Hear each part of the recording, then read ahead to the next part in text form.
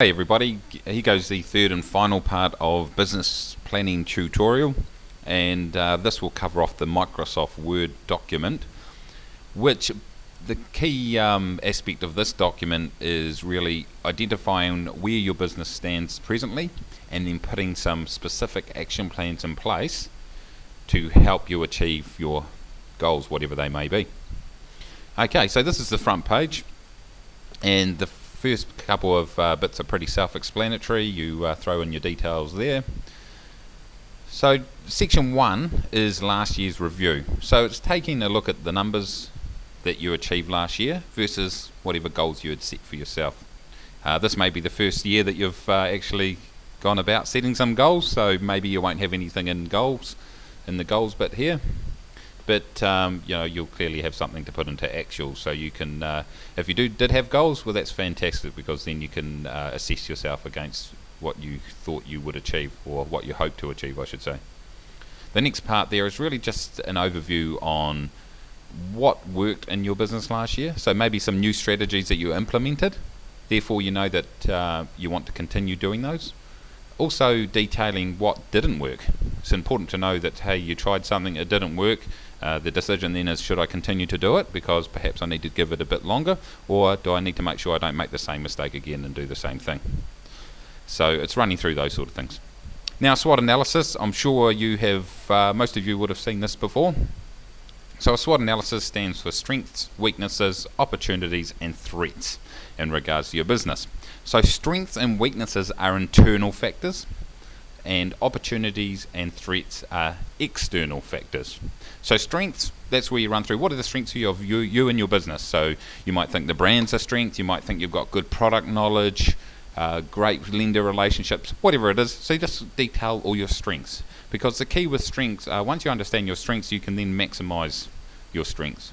Weaknesses, obviously that's the opposite. What things aren't you so good at? What are some of the weaknesses that you and your business have? Because once you detail your weaknesses, you can then go about actually doing something about it.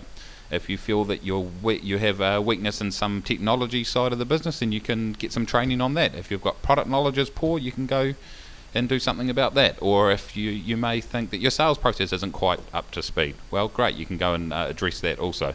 So it's about identifying your weaknesses and then doing something about it. Opportunities, so these are external opportunities. It's pretty obvious.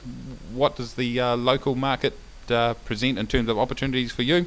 So once you identify those, then you can put some plans in place once again to actually go and make the most of those opportunities. Now, threats. What are the threats to the business? This is external things that are threats, so like the market, etc., maybe some competitors, those sorts of things there. And the key with threats are there may be some things you don't have control over, so that's fine. It might be just acknowledging that you know that it's a threat and be aware of it. Some things you may be able to mitigate or reduce the impact of the threat. So you might be able to say, hey, look, yeah, I've got a really strong competitor in my area, so the mitigation is I just need to get better, and let's see if I can become more of a force. So that's just an example there. So the business SWOT analysis is all about understanding the current state of your business, the current situation, and can also help you put together some action plans to address that and to improve the current situation. So if we scroll down, these are pretty self-explanatory. Financial goals, so this is to do with income or expenditure, or it could be expenses, reducing expenses, or it could be the numbers of products or those sorts of things. So it's to do with the numbers, financial dollars, that sort of stuff. Non-financial goals, that could be to, for example, to complete your level 5 certificate, something like that, or to improve your lender relationships, those sort of things. So non-financial goals. And I've put an example there of to increase the number of clients who refer to two or more leads per year to 10. So the key with any goals that you set, and I'm sure you've heard plenty on goal setting, is to make them specific. I just want to improve my business. That's not a very specific goal, but I would like to increase my net income to my business by $10,000 by June 2011, for example. That's a specific goal.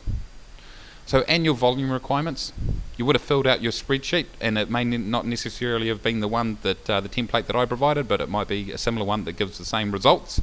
So you can just put in for each product, there are numbers that you're going to need to sell and the value that that provides. Section 4, networking, referrals and marketing. So each of these areas, just basically an overview of what you're going to try to achieve in each of those. So networking, what are the key contacts? Who are some of the people that you know? How often are you going to get together with them? How are you going to get your name out there? If you're a local franchisee, in a region I should say, then it's about making sure that everybody in that region knows that you're the person to come and see if they have any mortgage queries, or they want to buy a house, or they need risk advice, or whatever, or KiwiSaver, or whatever it might be. So that's the networking side of it. Referrals, detailed key referral contacts and frequency of contact. So that's identifying, say, the top 10 or 12 referrers that you have. So these are people that refer to you on a regular basis, and detail what am I going to do to look after them. Because if these guys are clearly your advocates, they're out there referring to you, so how often are you going to talk to them? Are you going to reward them for giving you referrals? How's that going to work? So it's about identifying your top referrers, looking after them, so one, they continue to refer, but two, they may even increase the number of referrals they give to you. And then detail any referral training required. So if you you might want to do a training session on how to, with a high performing franchisee who's great at getting referrals, talk about how do you pitch referrals to your clients. What about your professional referrers? How have you managed to get those guys on board? Who do you visit? That sort of stuff. Local marketing, so maybe you have allocated some money of your own that you want to specifically put towards marketing in your local area. So it's just talking about that and exactly what you're going to do with that. It's pretty self-explanatory. Okay, so number 5, which are your action plans. This is the meaty part. This is where you actually, for the main areas of your business, and the ones that I've noted here, they don't necessarily have to be the areas. You may add extra areas on, just depends on what's happening in your business.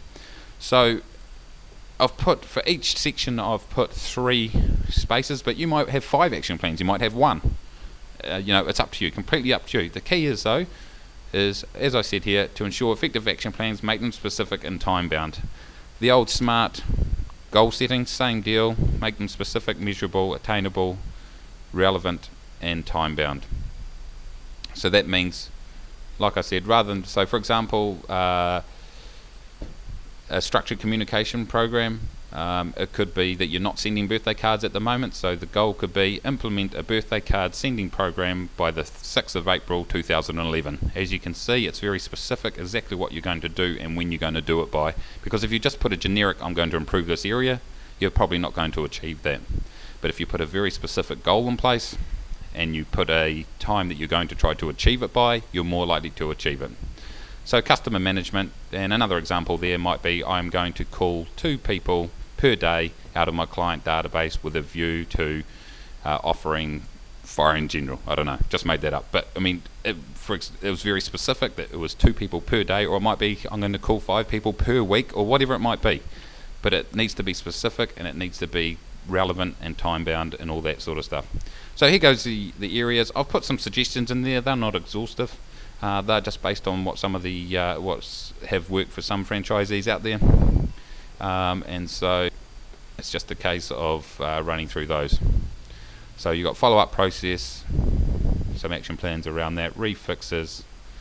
You've got trail. Now, I should learn to spell, identify, but anyway, I had a comment today from somebody saying that, hey, look, in accordance with the Act, you can't, just put people into trail products. That's not what I mean by that. What I mean is perhaps somebody says that I want you to be my mortgage manager. I need you to really manage me through this mortgage and save as much money as I can and advise me on what I need to do at certain stages throughout the mortgage. So for example, Sovereign, they allow you access to their accounts which give you the tools to be able to provide that service. So you're matching the product to the need. It's not about saying, well, Sovereign offer trail, so let's try to put as many people in there as I can, no matter what their needs are. So that's what that means there. Trail protection, it's about keeping in touch with your clients, refixing when required. That customer contact's the main one though, because if they do go to refinance, they're going to do it through you, or if they're going to keep their business with you, so you understand what's going on there, rather than just taking off somewhere else.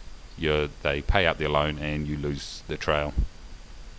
risk, couple of options around referring, couple options around writing. Once again, these, hey, you might have completely different action plans, and that's fine. It's going to be different for everybody. Fire in general, same deal. KiwiSaver, obviously, probably not a lot you can put around there in the meantime. So there's a quick overview of the Microsoft Word document. What I would say is the key is to fill it out as much as possible, and you don't have to have 40 action plans. Maybe aim to have 7 or 8, or maybe 10 at the very most, maybe just 1 or 2 or 3 in each area. That is going to help you achieve your financial goals, and make them really specific, and put a time limit on them, so that way it actually kicks you into action to get them done. Once again, if you have any questions around these, give me a bell. I'm happy to help you out.